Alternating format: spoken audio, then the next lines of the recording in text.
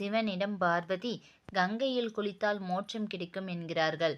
கங்கையில் குளித்த அனைவரும் மோட்சம் பெற்றால் மோட்சம் தாங்காதல்லவா எனக் கேட்க, சிவன் பார்வதியிடம், என்னுடன் வா, வயதான தோற்றத்தில் பூலோகம் சென்று பார்க்கலாம் என கங்கை நதிக்கரைக்கு சிவன் பார்வதி வந்தனர்.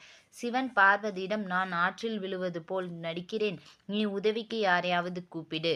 ஆனால் எந்த ஒரு பாவமும் செய்யாதவர்தான் காப்பாற்ற வேண்டும் என கூறிவிட்டு சிவன் ஆற்றில் குதித்தார். பார்வதியும், இதுவரை பாவமே செய்யாதவர்கள் மட்டும் அவரை காப்பாற்றுங்கள் என கூறினார். அவரை யாரும் காப்பாற்றவே இல்லை. அப்போது அங்கு வந்த இளைஞர் ஆற்றில் குதித்து அவரை காப்பாற்றினார். அப்போது பார்வதி அந்த இளைஞரிடம், இதுவரை நீங்கள் எந்த பாவமும் செய்ததே இல்லையா என கேட்டார்.